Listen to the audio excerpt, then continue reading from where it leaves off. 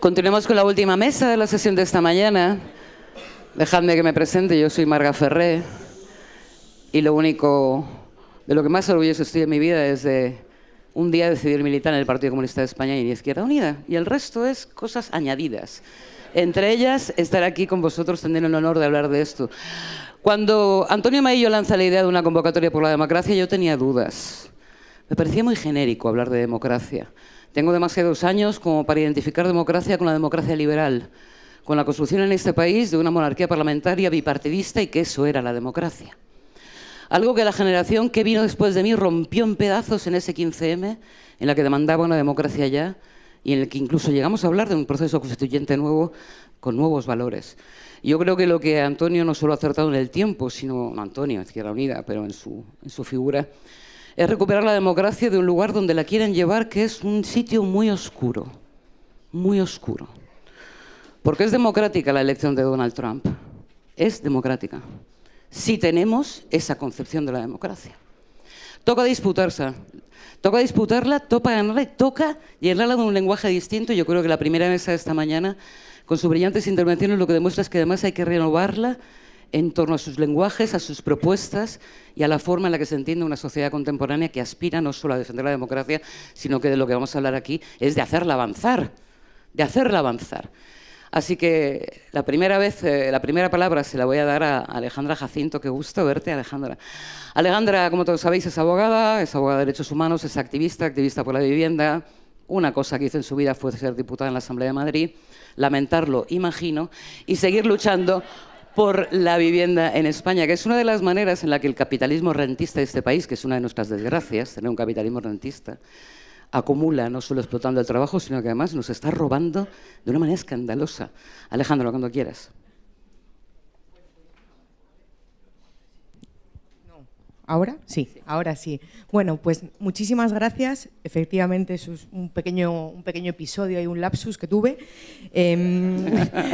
Muchísimas gracias, Marga, por la presentación. Muchísimas gracias a Izquierda Unida por invitarme esta mañana a este inicio, ¿no? A este encuentro fraterno, a este encuentro sororo, a este encuentro entre compañeros y compañeras militantes, no solo de Izquierda Unida, sino también de muchos de los colectivos que han apostado y que contribuyen con su hacer diario a construir sociedades mejores.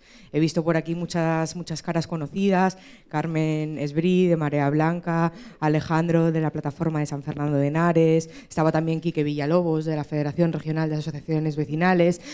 Estaba aquí, yo creo que ya ha estado aquí representado lo mejor que tiene nuestro pueblo.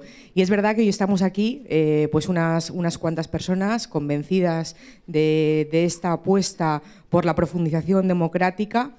Pero aquí no estamos más que una parte. Fuera están muchas de esas personas representadas y organizadas en las AMPAs, en las AFAs, en los colectivos sociales, en los colectivos ecologistas, en los sindicatos laborales, también en los sindicatos de inquilinas, en las asociaciones vecinales. Y yo creo que me recordaba mucho, lo hablaba el otro día con Carolina, a un evento que hicimos, que celebramos en Madrid hace un par de años, que se llamó La Confluencia Social y que precisamente pues tenía un poco este objetivo, ¿no? de unirnos, de reconocernos, de darnos a cada uno el lugar y de emprender juntos un camino que yo creo que tiene que partir necesariamente de una reflexión colectiva, de una reflexión colectiva sosegada. Es muy importante el tiempo, lo ha dicho María Eugenia antes en su intervención y lo ha destacado, que no esté permanentemente relacionándolo con los momentos de convocatorias electorales, porque eso hace perder la perspectiva, porque eso hace desordenar las prioridades y eso al final nos confunde y nos equivoca. Entonces yo creo que esta convocatoria por la democracia, que tiene una mirada larga, que tiene una mirada con unos objetivos concretos también a corto, a medio y a largo plazo, pero que también tiene memoria histórica, es imprescindible en un momento y en un momento como este, en el que hay un clima efectivamente de desafección yo creo que hay que reconocerlo, pero que también nos sitúa ante el reto que tenemos por delante, que es cambiar ese estado de ánimo y apostar por la construcción democrática y sobre todo la construcción colectiva. Quiero empezar un poco ya centrándome en la cuestión de la vivienda, que es muy amplia, entonces siempre me cuesta mucho al hablar de vivienda decir, bueno, ¿y qué selecciono, no? Pero bueno, quiero empezar con ese lema, que no porque sea una nostálgica, que creo que también hay que huir de eso, también se ha dicho antes aquí, con ese lema del 15M de lo llaman democracia y no lo es, para hacer una pregunta a todas vosotras que yo creo que la respuesta está dada, ¿no? pero que creo que es importante reflexionar colectivamente, que es si tiene cabida efectivamente una democracia, o si podemos llamar democracia a un Estado donde el derecho a la vivienda ha estado y está sistemáticamente vulnerado desde el inicio de las instituciones democráticas. Yo creo que no. Yo creo que no. Lo decimos alegremente, estamos en un Estado social, democrático de derecho, y sin embargo el derecho a la vivienda está y ha estado siempre permanentemente vulnerado, permanentemente conculcado por parte de los poderes públicos que han decidido que han tomado una decisión política y que tiene que ver con no hacer o no desarrollar ese derecho a la vivienda. Y digo esto porque a pesar de que efectivamente, lo ha dicho también Antonio, y en el manifiesto está recogido, el derecho a la vivienda es un derecho humano, es un derecho humano porque hemos suscrito numerosos tratados internacionales que reconocen el derecho a la vivienda como derecho humano. Sin embargo, el derecho a la vivienda está vulnerado tanto de facto como de iure en el Estado español permanentemente, entre otras cosas porque la Constitución española no reconoce el derecho a la vivienda como derecho fundamental. No lo reconoce. Nosotros lo decimos permanentemente. Hacemos convocatoria de que el derecho a la vivienda es un derecho fundamental. Pero, sin embargo, el derecho a la vivienda es un derecho social, es un principio rector de la política social y económica, está ubicado en un título de la Constitución que no es el título de los derechos fundamentales. Y creo que ahí reside, y si me permitís la expresión, el pecado original en el que luego se excusa o utiliza el rentismo y la patronal inmobiliaria precisamente para no hacer cuando hablamos de derecho a la vivienda. Y eso lo quiero explicar un poco porque efectivamente la excusa perfecta que han encontrado todos aquellos enemigos de los derechos humanos, enemigos del derecho a la vivienda, para simplemente no hacer nada, laissez-faire, que el mercado lo haga todo, es ese elemento, que es que, bueno, al final, ese derecho a la vivienda, como no está regulado como derecho fundamental, pues significa que las administraciones públicas tienen que promover las condiciones para que se haga efectivo, promover las condiciones, que eso puede significar pues para ti una cosa y para mí otra, pero en ningún caso tengan la obligación material de garantizarlo, en ningún caso tengan la obligación material de poder ser exigible, que pueda ser exigible ante los tribunales, que sea un derecho justiciable, que sea un derecho subjetivo, como sí que lo es la educación. La educación sí que lo es. Por eso hay escuelas públicas, aunque hay quien trabaja activamente para desmantelarlas, que garantizan ese derecho, que proveen de ese derecho material a la ciudadanía. Pues con el derecho a la vivienda no sucede esto. Y entonces, efectivamente, esa patronal inmobiliaria, ese rentismo especulativo, que sí que se presenta a las elecciones y que tiene sus portavoces perfectamente representados con nombre y apellido en el Congreso de los Diputados, y además la prueba es que cuando dejan el escaño, pues se van a representar a la patronal inmobiliaria, o sea, esto es literal, pues tienen esa excusa para no hacer. Y lo hacen amparándose en esa falacia o la falacia que es mucho más eficaz para poder garantizar el acceso a la vivienda, la no intervención del mercado. Y en esa falacia de la no intervención del mercado, no sé si habéis visto estos días un vídeo de un colega, del compañero Jaime Palomera, que desmonta perfectamente la falacia de la no intervención del mercado y dice, oiga, pero si es que no hay una cuestión más intervenida que precisamente el acceso a la vivienda. Está hiperintervenida. sobre todo desde el punto de vista fiscal, donde nos encontramos que tienen una fiscalidad absolutamente privilegiada.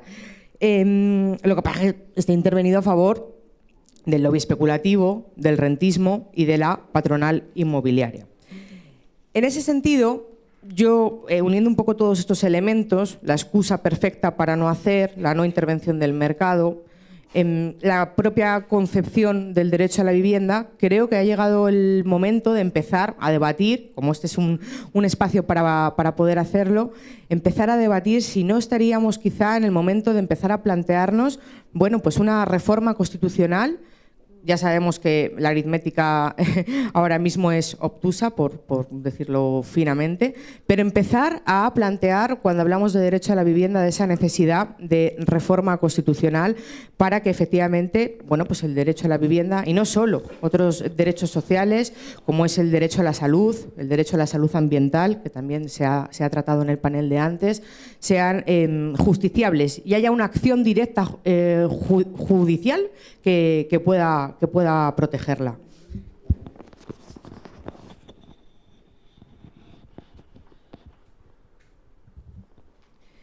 Es un reto ambicioso ese de hablar de la reforma constitucional y parece que da hasta vértigo, ¿no?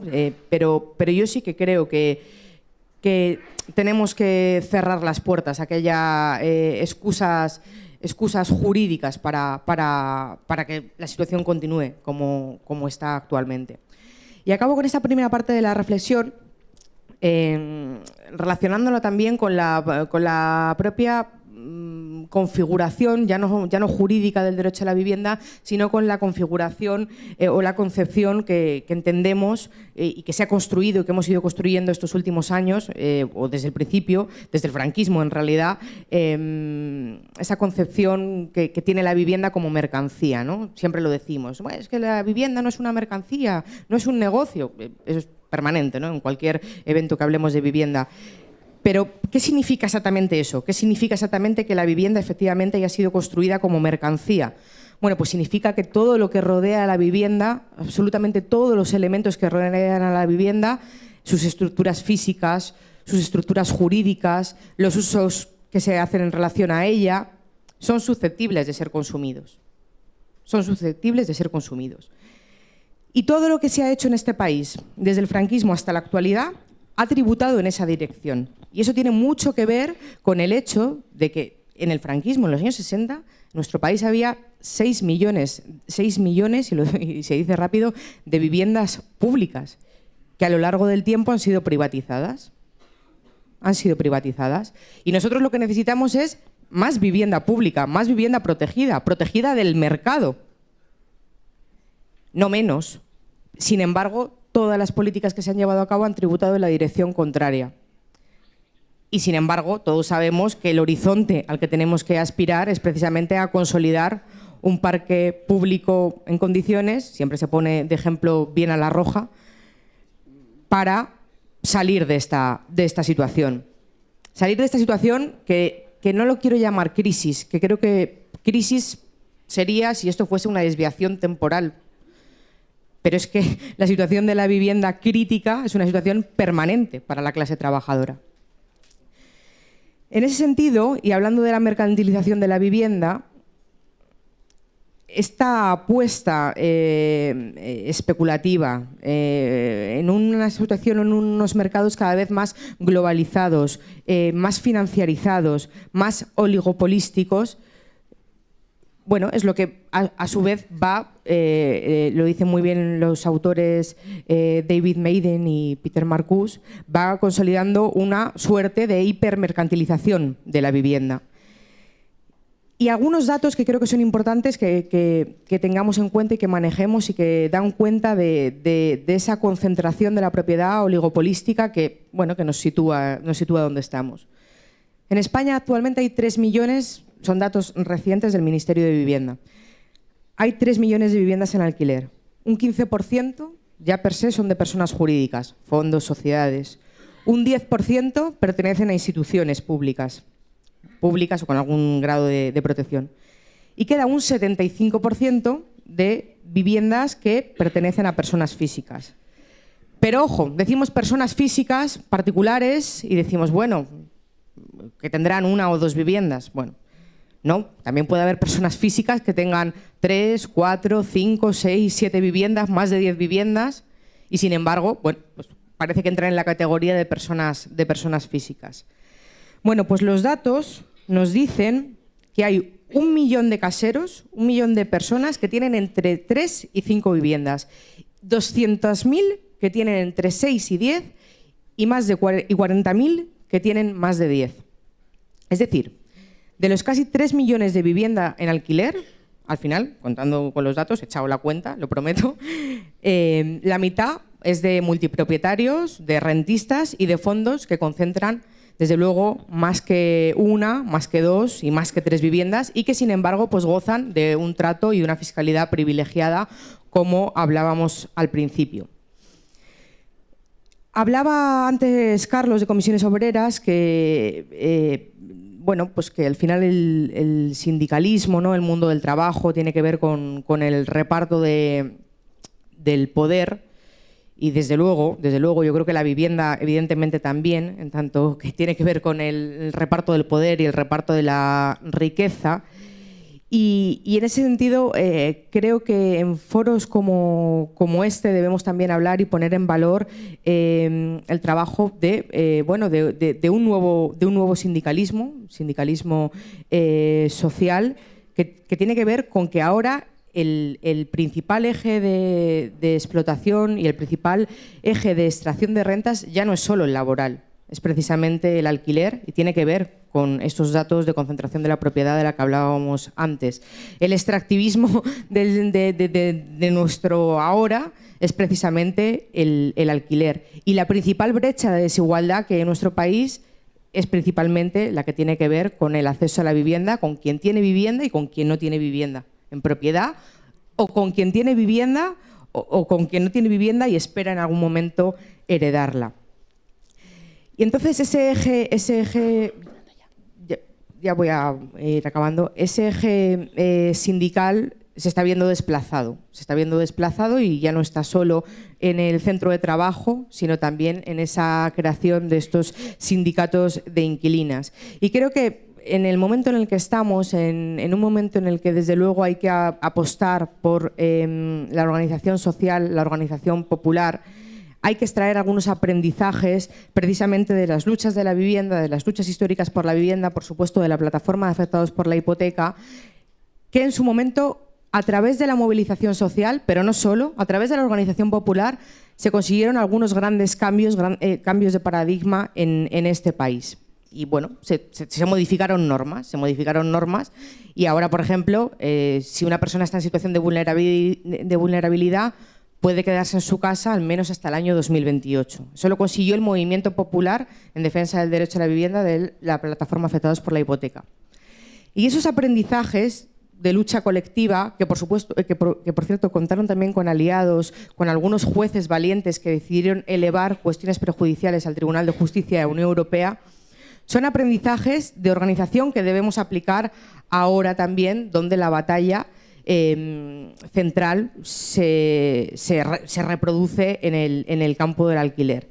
Y precisamente abrazar a todo ese sindicalismo popular, sindicalismo social que representa el sindicato de inquilinas, pero no solo, hay muchas organizaciones también hermanas a esos sindicatos que están trabajando activamente por esta autoorganización colectiva, y que seamos capaces entre todas las personas que estamos aquí, porque creo que no sobra nadie, de construir un bloque social contrahegemónico, lo ha dicho también Antonio, confederal a otras luchas, al ecologismo, al feminismo, para enfrentar lo que viene. Y ahí hay propuestas interesantísimas, no me dan tiempo a desarrollarlas, por parte del sindicato de inquilinas, como herramientas como la huelga de alquileres, que podríamos hablar largo y tendido de esto. Y en todo caso, para enfrentar lo que tenemos por delante, pues apostar por ese bloque social, por ese bloque popular, como digo, junto al ecologismo, junto al feminismo, porque la vivienda tiene todo que ver con eso, tiene todo que ver con los territorios y con nuestros cuerpos. Muchísimas gracias.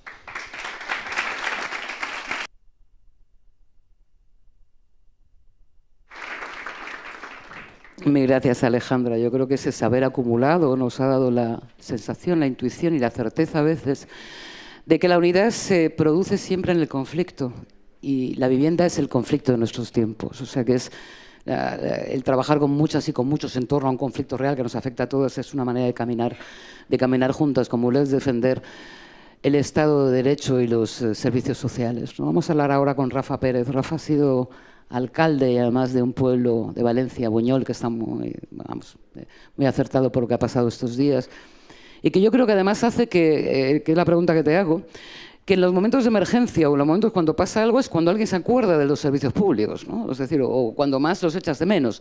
Hablamos antes de la pandemia y cómo se reacciona desde el Estado y cuando ha pasado una barbaridad como la que ha ocurrido, han pasado dos cosas que yo creo que me hables. Una, la demanda de que el Estado tiene que estar ahí en todos sus servicios públicos y las enseñanzas aprendidas desde ahí, pero luego un elemento peligroso y es que ha habido un cuestionamiento de la asistencia por parte del Estado y la idea de que la democracia puede ser un desgobierno aprovechado por la extrema derecha, ¿no? Entonces eso, ahí te dejo el panel para que lo comentes.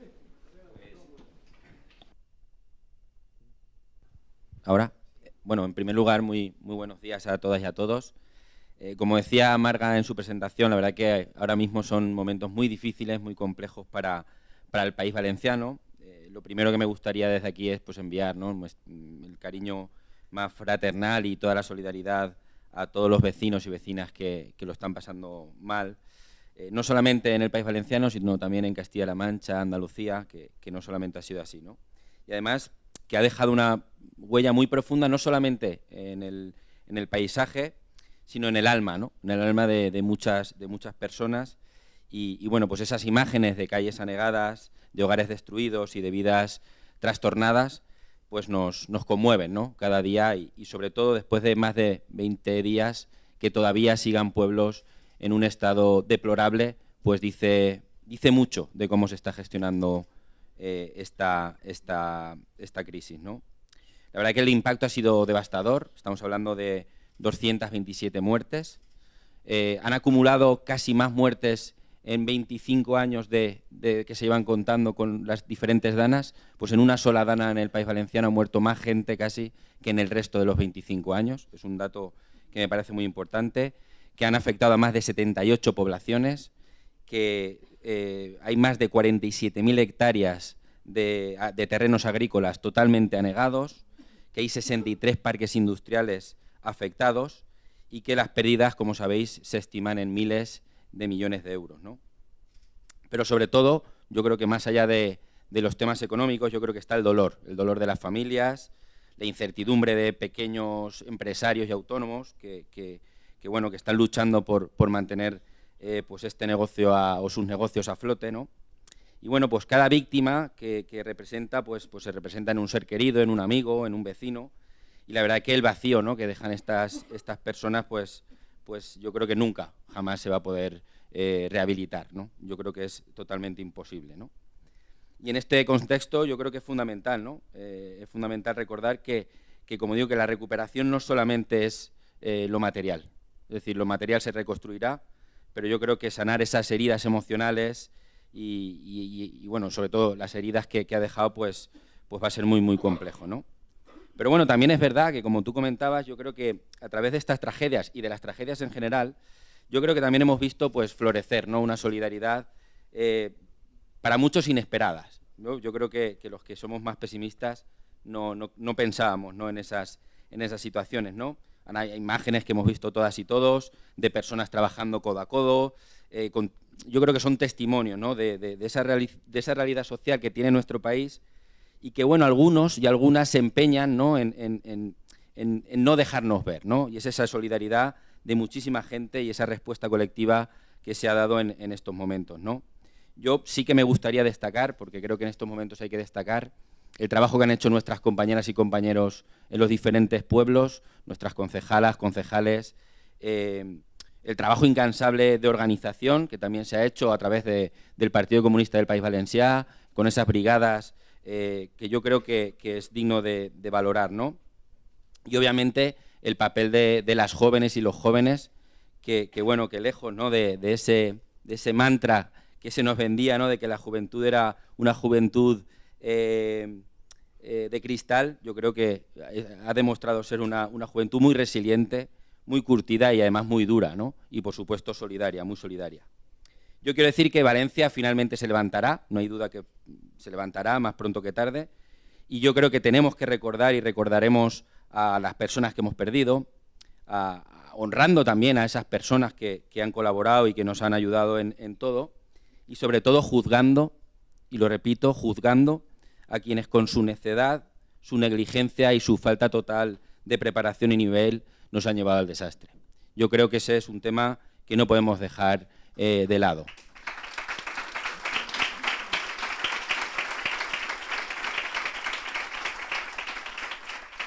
Pero bueno, también llegará el momento de juzgarlos, pero todavía queda mucho trabajo.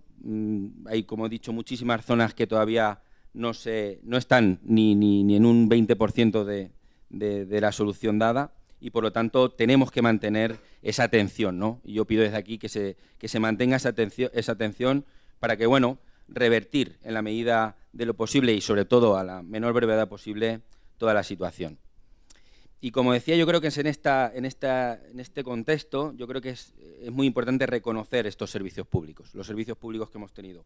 Y tenemos que tener unos servicios públicos robustos, fuertes, que nos ayuden a responder, ¿no?, eficazmente ante estas emergencias, porque yo creo que no lo hemos estado. Es decir, el Estado, las autonomías, o en este caso el País Valenciano, no ha estado a la altura, ¿no? Decían anteriormente, sabíamos que iba a llegar, estábamos avisados, pero aún así ha llegado, ¿no? Y ha llegado de la peor forma posible. Es decir, está claro que las calles iban a ver anegadas, que iban a haber esos problemas, porque la naturaleza es así, y llevamos muchos años, ¿no?, de donde no se ha actuado, pero la realidad es que conocían perfectamente la situación y no hicieron nada hasta las 8:30 de la tarde, cuando habían personas fallecidas y cuando ya todo el mundo estaba en las carreteras, en la calle, etcétera, etcétera, ¿no? Y por lo tanto yo creo que eso es salvaje, ¿no? Y yo creo también que me gustaría también, en este enfoque sobre los servicios públicos, dar el servicio público a través de la política municipal. Yo soy responsable de política municipal federal y yo creo que es muy importante, ¿no?, esos servicios públicos, porque como sabemos son el pilar fundamental del estado de bienestar. Es una conquista histórica, porque obviamente decía anteriormente Antonio que obviamente estamos y tenemos unos derechos que no podemos perder, pero todavía los tenemos, más o menos precarios, pero los tenemos. Y yo creo que esta conquista histórica, la clase trabajadora no puede prescindir de ellos. Y yo creo que los servicios obviamente han de ser de calidad y han de ser gratuitos, pero sobre todo yo creo que lo más importante o lo más vital es que muchos de estos servicios se prestan a través de los municipios, a través de nuestros ayuntamientos y de los lugares, al final y en definitiva, más cercanos, ¿no?, que tenemos. Cuando hablamos de política municipal, que no siempre se habla mucho de política municipal, no solemos abrir muchos telediarios, ni en la prensa se nos da mucha bola, ¿no? Yo creo que es muy importante que pongamos la política municipal en el frente de todo, porque entiendo que es un baluarte crucial en la defensa de los servicios públicos. Los ayuntamientos, como administración cercana o la más cercana a la ciudadanía, yo creo que juegan un papel fundamental en esos servicios, en la provisión de esos servicios esenciales y en la articulación de resistencias contra las políticas neoliberales. Los municipios, al final, son responsables de muchísimos servicios públicos que impactan directamente en la calidad de vida de los ciudadanos y las ciudadanas. Desde la gestión de los residuos, la limpieza y mantenimiento de parques y jardines, infraestructura educativa y sanitaria, que como sabéis las mantienen los municipios, pasando por la provisión de servicios sociales, bibliotecas públicas, escuelas infantiles, programas culturales y también programas de salud mental, que me parecen vital en estos tiempos. Además, como sabéis, muchos ayuntamientos gestionan servicios básicos, ¿no? Como el suministro de agua, transporte urbano o vivienda social. Creo que la vivienda social ha de ser un tema vital, porque además creo que tiene un papel muy importante, ¿no?, dentro de la cohesión social y de la igualdad de oportunidades. Sin embargo, los ayuntamientos se enfrentan a enormes dificultades, sobre todo y ante todo esa escasa o escasísima financiación local. El sistema de financiación de las entidades locales en España es claramente insuficiente y claramente desequilibrado. Mira, yo quiero sobre todo destacar un tema, ¿no?, y es que pese a que, los ayuntamientos prestan esos servicios, son los más atacados, han sido los más atacados, y como ejemplo pongo uno, que puede ser la Ley Montoro, ¿no?, de 2013, y que al final lo que hace es que esta ley impide, ¿no?, que el gasto municipal pueda ir a mejorar servicios públicos, entre otras muchas cosas. Y es curioso porque, bueno, esta ley que se hizo en el año 2013, pues llevamos 11 años después de que se inició, casi 7 años de gobiernos progresistas. Lo único que ha cambiado en este tiempo de la ley ha sido una letra, que es la E de Montero por la O de Montoro. Por lo demás, absolutamente todo ha seguido igual.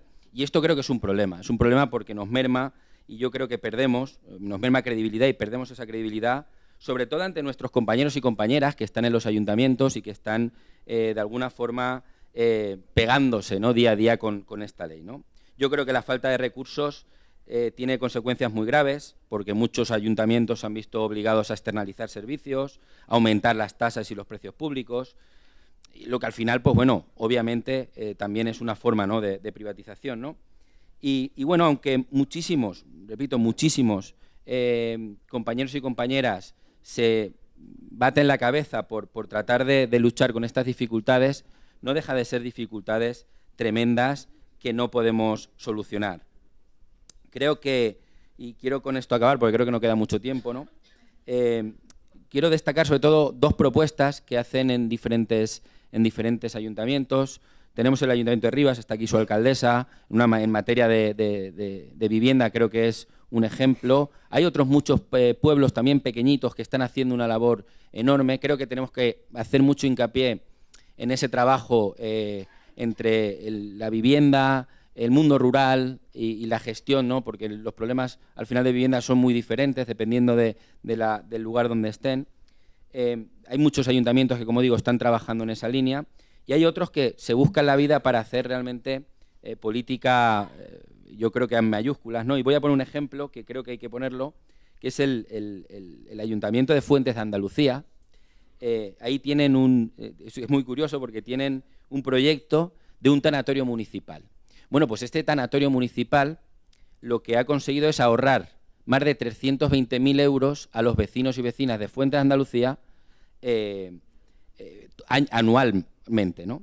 Y lo digo porque, para que la gente lo sepa, los seguros tienen un beneficio superior al 450% dentro de los servicios funerarios. Es decir, que un seguro gana 450 veces esa cuantía, ¿no? Por cierto, quiero destacar también que estos mismos seguros son los que ahora mismo en el País Valenciano, los mismos seguros en el País Valenciano, se han acogido al consorcio para no pagar, que además están ofreciendo precios irrisorios a empresas a través de vehículos y viviendas, y que incluso nos hemos tenido que enterar cómo a día de hoy estos seguros están intermediando con inmobiliarias, y lo voy a repetir, están trabajando codo a codo estos seguros con las inmobiliarias para aquellas familias que no van a poder hacer frente a la rehabilitación de su vivienda, la pongan en venta. Es decir, es la usura llevada al extremo, que es lo más absoluto y lo más deplorable que se pueden ver en estos momentos, ¿no? Y con esto acabo ya, Marga. En conclusión, yo creo que la defensa de los derechos públicos nos va la vida en ello. Sinceramente nos va la vida en ello. Pero además es responsabilidad de toda la sociedad y de la clase trabajadora, también de los partidos de izquierdas, Pero decía Antonio el otro día, y lo decía muy bien, porque suele decir muchas cosas bien, pero esta me gustaría destacarlo, que el papel que tiene la ciudadanía y la calle es fundamental, porque al final no nos vamos a engañar. La aritmética es la que es, y sin el poder de la calle, esa aritmética no la vamos a poder doblegar. Por lo tanto, es muy, muy, muy importante que esa lucha por los servicios públicos y esa lucha por la vida digna tiene que partir desde todos los puntos, que nace, entiendo, desde la calle, y que los partidos de izquierda que aspiramos a representar a esta gente no podemos hacer otra cosa que ponernos en marcha. Así que nada más, muchísimas gracias por vuestra atención y ha sido un verdadero placer.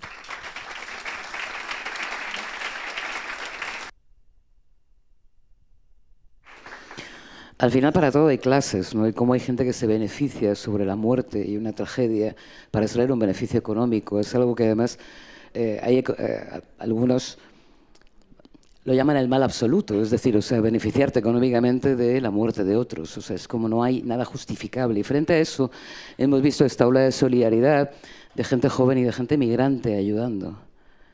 Porque en este país el 17% de la clase trabajadora son gente migrante.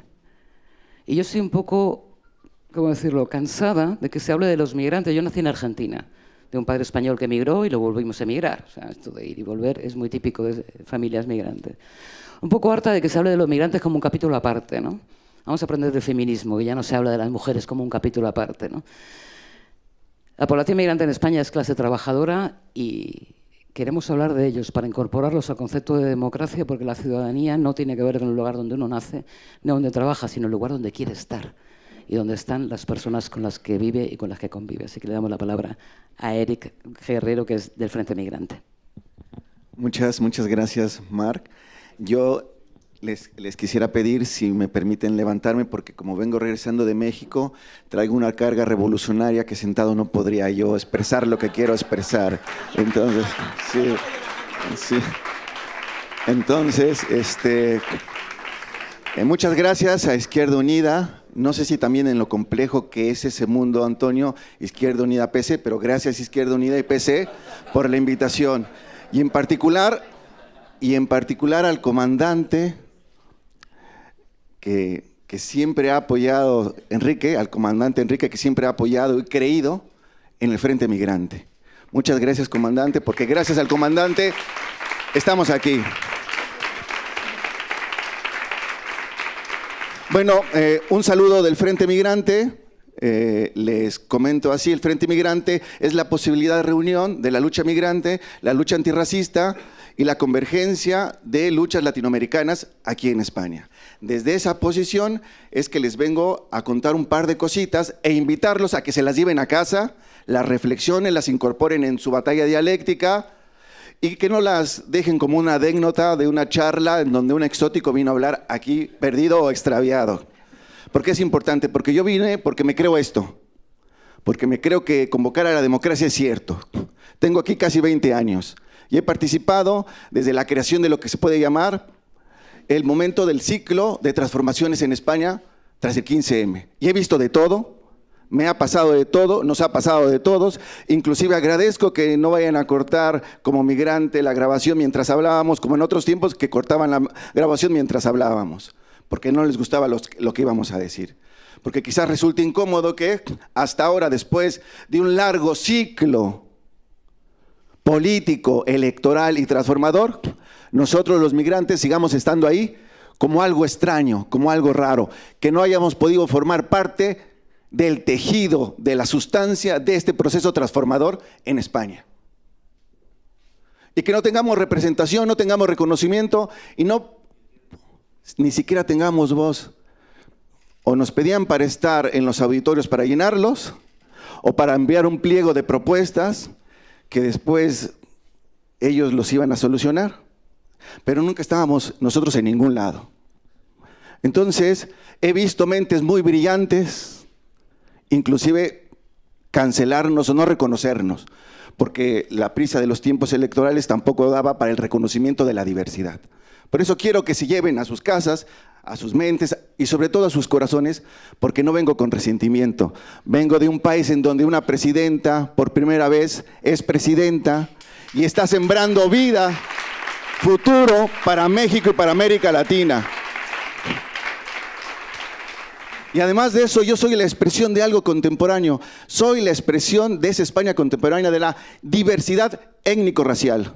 La democracia, decías hace ratito, también es ecológica, pero la democracia en España también tiene una dimensión actual, contemporánea, potente y de futuro, que es étnico-racial.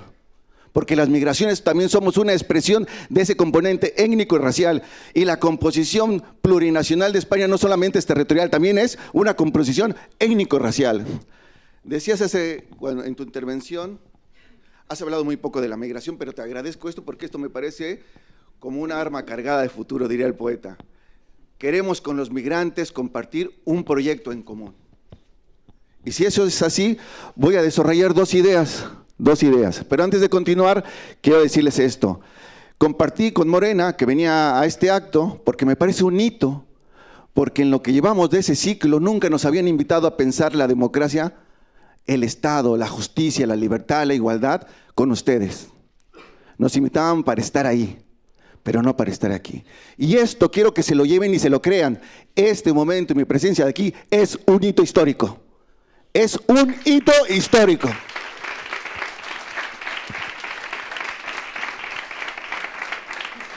Entonces, un saludo de la presidenta Luisa María Alcalde, la actual presidenta de Morena, y de Alejandro Robles, el secretario de Mexicanos en el Exterior, que siguen mucho mi trabajo. ¿Por qué? Porque yo soy también esa realidad española. Voto aquí y voto allá. Defino el sistema político en España con mi voto, defino el sistema y la composición en el Parlamento Europeo y voté por Claudia. Entonces también voto en América Latina.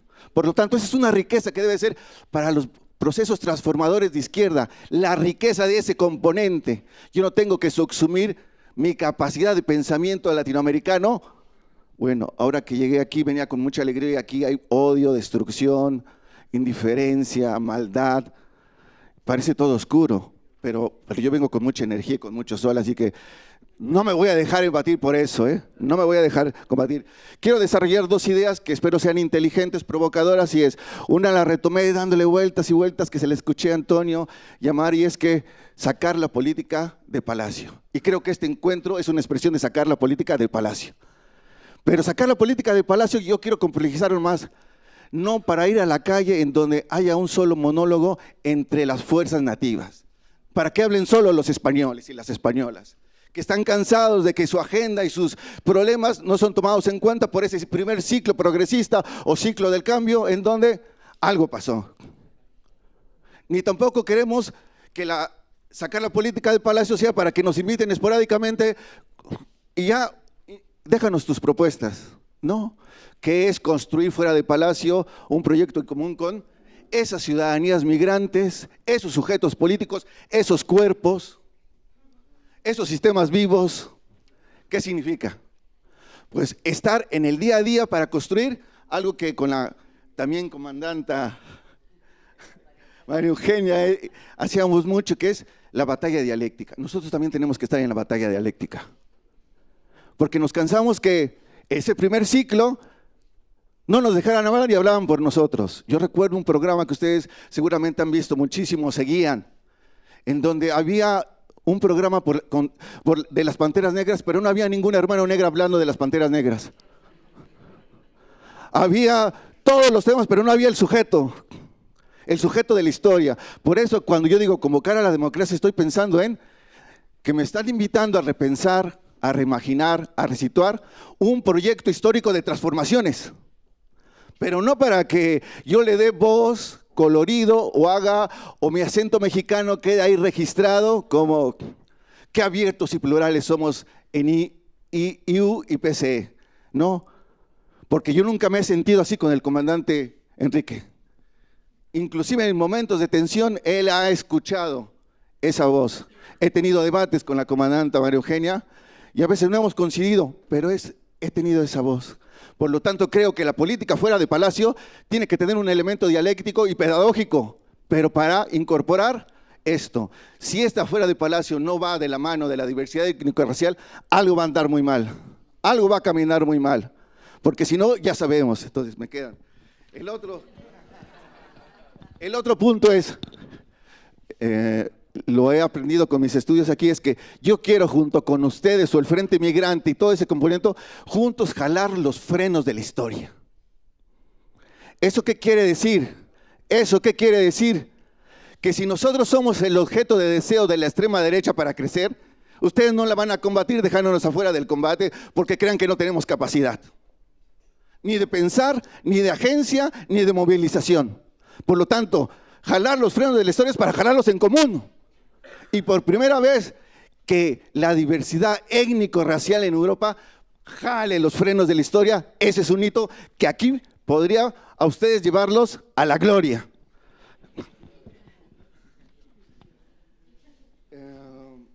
Bueno, quiero cerrar con una cuestión que quisiera dejar. Es decir, pienso que esta fórmula de democracia con derechos tiene que tener un carácter rebelde y transformador, en donde yo les pediría que no podemos seguir avanzando.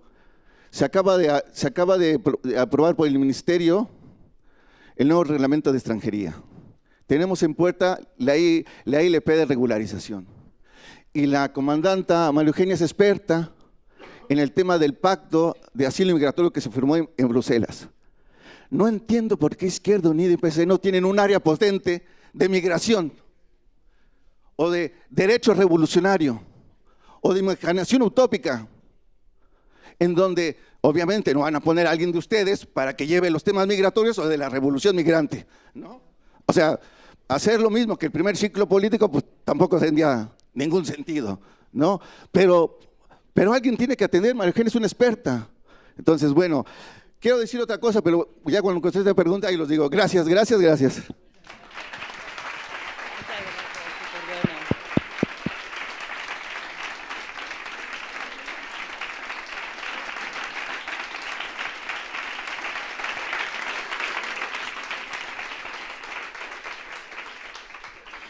Una de las paradojas, o quizá no tanto, de, ¿cómo decirlo?, de la utilización por parte de elementos autoritarios de instituciones democráticas es la justicia en España.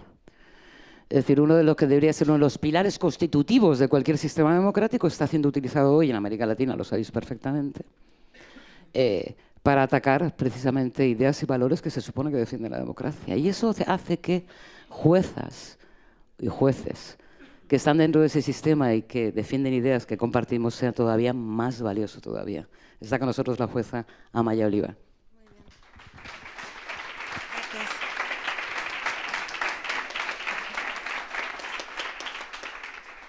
A ver.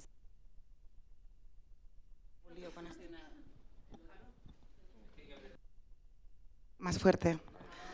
Marga, muchas gracias. Estoy muy contenta de estar aquí con todos vosotros y vosotras y me ha encantado lo que has dicho de que lo mejor que te pasó en tu vida es la afiliación al Partido Comunista y a Izquierda Unida. Me gustaría recordar, porque mi ponencia va a ser un poco sobre el hilo de que no podemos girar en el vacío. Me quiero referir a que, operar en el vacío, perdón. Me refiero a que muchos de los problemas que se han comentado aquí, y me han encantado todas las intervenciones, proceden de la dictadura franquista. Creo que es un elemento esencial. Pero precisamente por eso me gustaría recordar a tantos y tantas militantes que se jugaron la vida en el franquismo y que creo que no están suficientemente reconocidos. Así que... Gracias.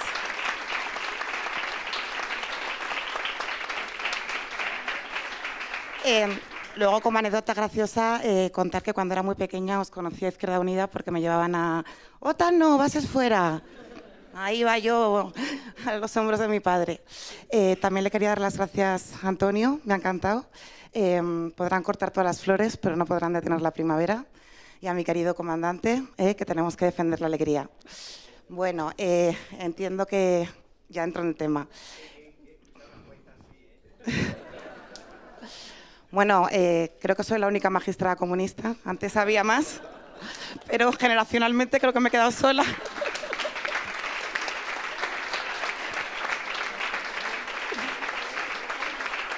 Bueno, a ver, efectivamente vamos a entrar un poquito en el tema. Me parece muy importante lo que dice Marga, porque yo lo calificaría casi de golpe de Estado, ¿no? Lo que está haciendo la gran mayoría del Poder Judicial. Yo me quedaba horrorizada. De hecho, os confieso que me tuve que coger un permiso sin sueldo de la depresión que me entró de ver a las togas manifestándose en contra de la amnistía y en contra de este gobierno. O sea, me parece un hecho inaudito. Efectivamente, luego también todos los problemones que tenemos de lawfare y este sentido de casta tan corporativa que se ha lanzado al monte, ¿no? en los últimos tiempos. A ver, ¿esto por qué viene del franquismo? En primer lugar, hay un paralelismo muy interesante en cómo los magistrados, porque ahí no había magistradas, en la Segunda República hicieron acciones prácticamente similares a las de ahora. Es decir, por ejemplo, se aprobó la ley del divorcio, pero tramitaban durante meses, y al final la gente no se podía divorciar, o trataban de paralizar la reforma agraria o conculcar todos los derechos sociales que estaba aprobando el gobierno legítimo. Siempre se dice, y es cierto, que después del golpe de Estado y la dictadura se echó a los jueces republicanos, pero el problema es que realmente había muy pocos jueces republicanos. Entonces, el sistema franquista lo que hace es instaurar una oposición que bebe del siglo XIX, son más o menos unos 500 temas. Hay que recordar que esto viene ni más ni menos que de 1870, ¿vale? Lo único que el franquismo la actualiza. Por supuesto, para empezar a opositar, evidentemente las mujeres no podían. Por otra parte, tenía que tratarse de gente totalmente adepta al régimen, ¿de acuerdo? Únicamente encontramos los primeros magistrados comunistas, que si luego tenemos tiempo hablamos un poquito, porque es un tema muy chulo, que constituyen en clandestinidad justicia democrática. Pero esto ya se produce en el tardofranquismo.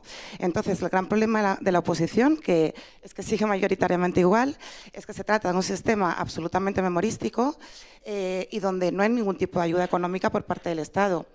Eso quiere decir, y lo aplica aquí, está también la compañera, ¿no?, en Mundo Obrero, que hay muy pocas personas que se puedan permitir hacer la oposición. Actualmente, con el Gobierno de coalición, sí que se ha aprobado un sistema de becas, pero que entiendo que a todas luces es insuficiente.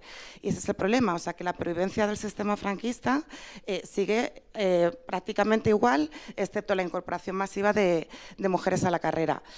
Con Enrique, aquí el camarada, pues él ha trabajado muchísimo en intentar postular, ¿no?, en el Congreso que se pueda realmente reformar el sistema de acceso, que para mí es lo más importante, ¿no? Entonces, bueno, pues a grandes rasgos sería que después de acabada la universidad, que entre nosotros evidentemente yo creo en la popular, ¿vale? Pero bueno, vamos a darles una oportunidad a los de la privada, pero para que se haga una evolución continua durante toda la facultad, ¿de acuerdo? Y que luego se proceda a un examen de estado. Entonces, en este examen de estado, tú podrías ingresar en el cuerpo que quieras, ¿vale? Me refiero obviamente a las ciencias jurídicas, pues como diplomático, como magistrado, como fiscal, y que haya una escuela muy dura de 4 años donde se combine no solamente el aprendizaje del derecho positivo, hacer buenas sentencias, sino también cuestiones que me parecen esenciales, como es el conocimiento de la realidad social. Es decir, yo, por ejemplo, cuando opositaba, me encanta también Alejandra, claro, ¿qué es una hipoteca? ¿Es un artículo del Código Civil o son personas a las que están desalojando? Claro, entonces, si los jueces no tienen el conocimiento de lo que es un desalojo, de lo que es una prisión, de lo que es un centro de internamiento, no pueden hacer bien su trabajo. Y luego hay otra cuestión esencial para mí. Aquí compartimos todos el tema de la defensa de los derechos y, por tanto, la defensa de los servicios públicos. Pero os voy a hacer una pregunta. ¿A que normalmente no pensáis en la justicia como servicio público? ¿Verdad? Bueno, efectivamente es un poder del Estado, ¿no?, la clásica distinción de Montesquieu, pero también es un servicio público. Y una cosa que me pone negra, y sí que no puedo, es que traten tan mal a la ciudadanía. ¿Por qué tratan tan mal a la ciudadanía? Se lo comentaba Enrique, o sea, los datos de las últimas promociones, y no lo digo yo, lo dice el promotor de la acción disciplinaria, que digamos, ese no es marxista, ¿vale?, están recogiendo muchísimas quejas, de las generaciones más jóvenes. porque son altivos, desprecian a la gente, a las abogadas las dejan llorando en muchísimas ocasiones. Creo que también en esa escuela debe garantizarse que a la ciudadanía no se le pueden conculcar los derechos, que un juez está para proteger los derechos de la gente y ser sensible.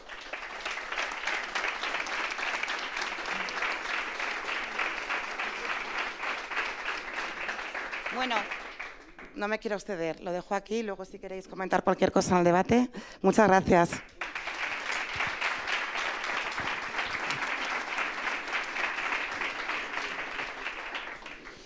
Acabas de convertirte en mi nueva heroína de la temporada. Porque a mí me parece, trabajar en ambientes hostiles me parece un plus de heroicidad del que yo no soy capaz. Y lo admiro profundamente en gente que está en esos ambientes, ¿no? Hablabas tú de que hay una generación de gente joven más despectiva, decías tú. Está habiendo muchos estudios en España que han sorprendido con la idea de que hay una tendencia entre los jóvenes varones a ser más proclives a la extrema derecha. Las jóvenes mujeres no tanto, pero una encuesta del 40B hace un mes resultó particularmente escandalosa, y es que hay una brecha generacional brutal entre las personas de mi generación y las siguientes en torno a la idea de la aceptación de un gobierno autoritario.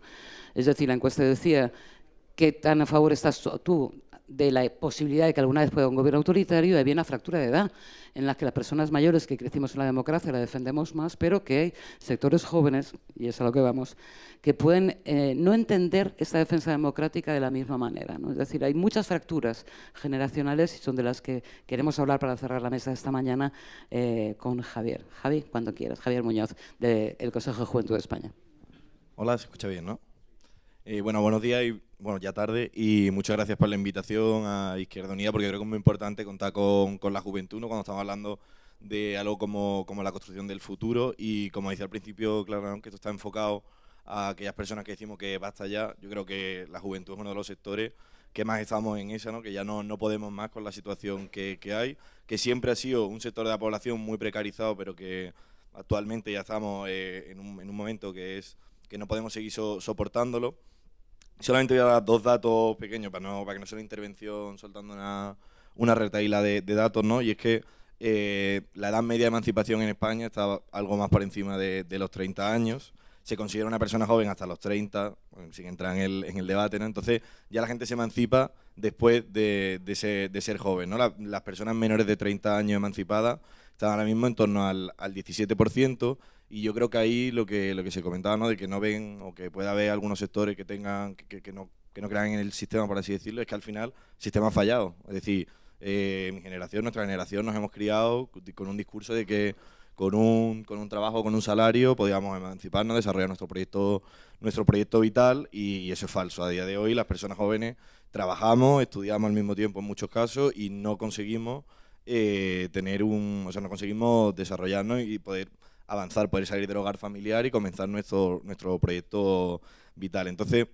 a mí me parece muy interesante el propio término, ¿no? De convocatoria por la democracia, y en concreto la democracia con derechos, porque al final, desde el propio, o sea, en el término más elemental, ¿no? de lo que es la emancipación, lo que comentaba de poder salir del hogar familiar, pero la emancipación en un término mucho más complejo, mucho más profundo, está relacionado con el propio origen de la democracia, ¿no? Al final, el origen de la democracia no es otra cosa que la emancipación de las personas del antiguo régimen, y de poder empezar a entrar en la toma de decisiones. Evidentemente, en su origen mucho más restringido, y ahora mucho más abierto, pero aún con muchas deficiencias.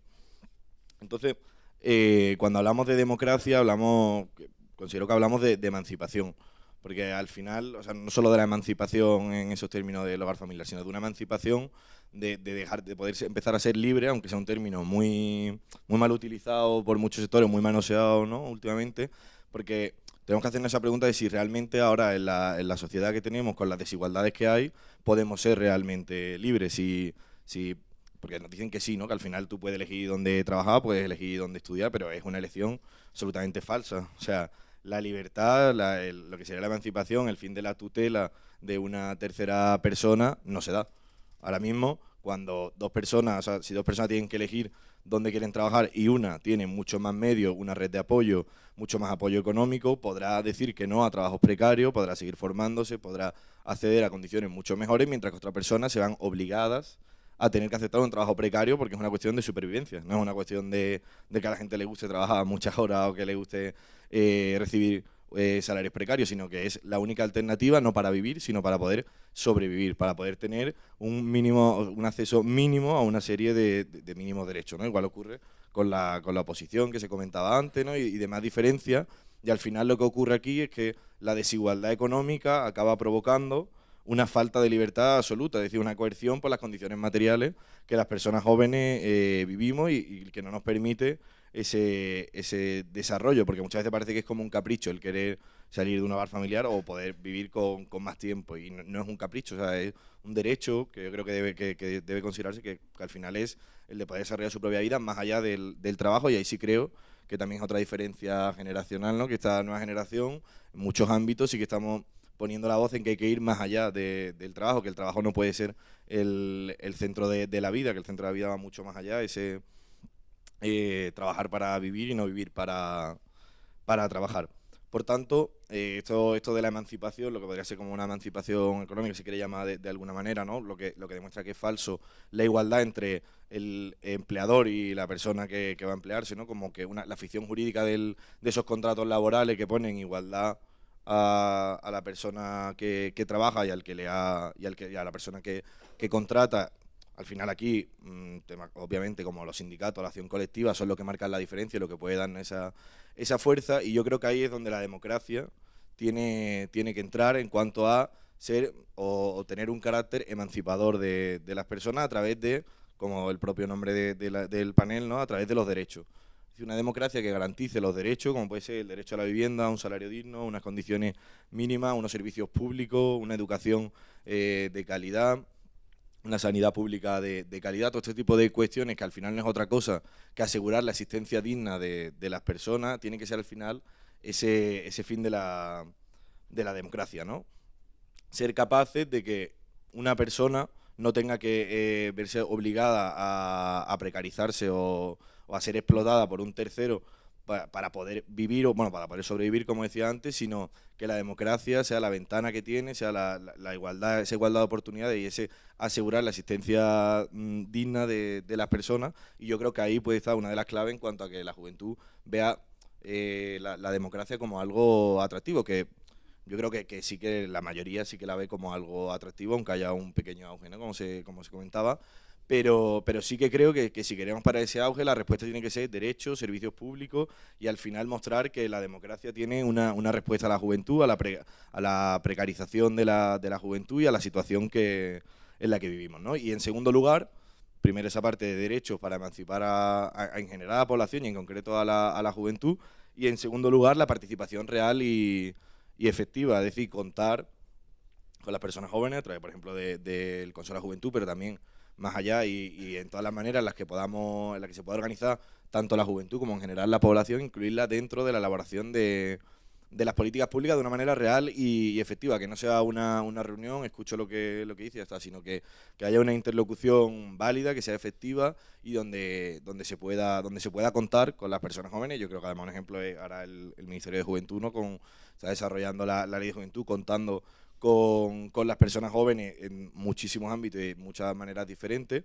Entonces, si queremos hacer una democracia atractiva para las personas jóvenes, una democracia donde las personas jóvenes tengan esas ganas de participar, lo que hay que hacer es mostrar cómo este sistema puede dar una respuesta a través de los servicios públicos, a través de garantizar los derechos, como el de la vivienda, que es el principal problema que tenemos, pero que al final no es otra cosa que la consecuencia de la precarización en el mercado laboral, ¿no? Es decir, entonces, el derecho a la vivienda, el derecho a un trabajo digno, por un lado, y en segundo lugar, habilitar esas estructuras a través de las cuales las personas jóvenes podamos sentirnos partícipes, podamos intervenir directamente en los diferentes niveles de la administración y sentir que sí que hay, que sí que somos parte de esto y que no somos los marginados o la parte que nos interesa, ¿no? Porque somos menos, porque no damos tantos votos, pero que en ese sentido que sí sintamos que estamos formando parte de esa democracia y que la democracia más nos responde hacia ello.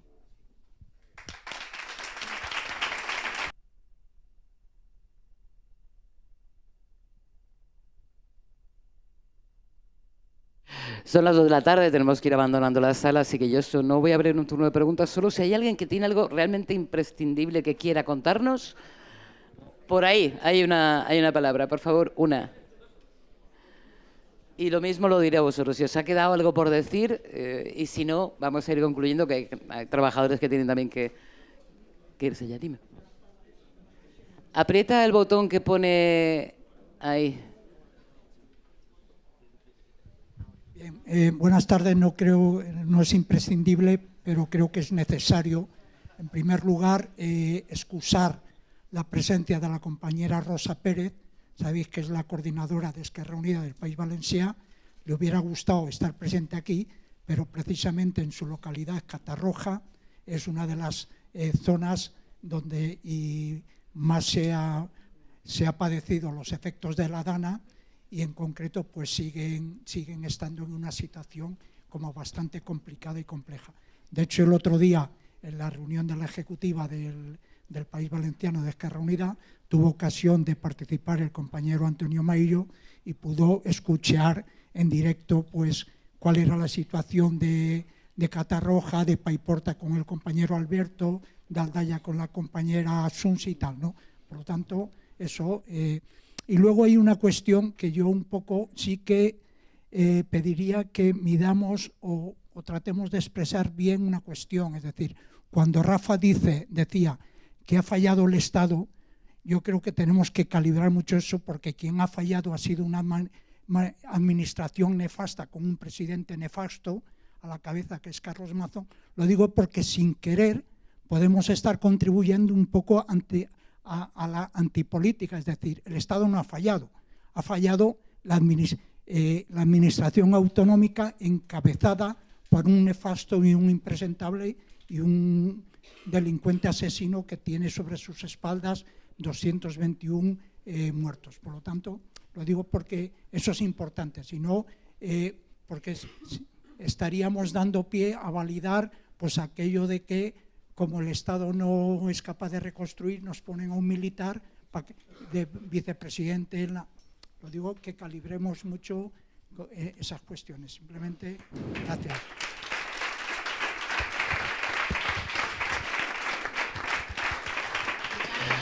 Pues vamos a dar por terminada este inicio. De verdad, Ricardo, sí es imprescindible, sí, pero te pido que seas breve, por favor. ¿Eso de concreto es una amenaza o qué? Bueno. Es una amenaza en toda regla. 30 segundos. Solo quiero pedir aquí que cuando nos planteamos las cuestiones de la inclusión, de la sociedad inclusiva, de los espacios inclusivos, pues que no olvidemos la discapacidad y la dependencia, y que no olvidemos en concreto un concepto que es fundamental ahora, que es la diversidad funcional. Podría contar algunas anécdotas, pero quiero pedir solo una cosa, que un día Izquierda Unida dedique una conferencia, una jornada a hablar de discapacidad y dependencia por dos razones. Queremos visualización y queremos inclusión real.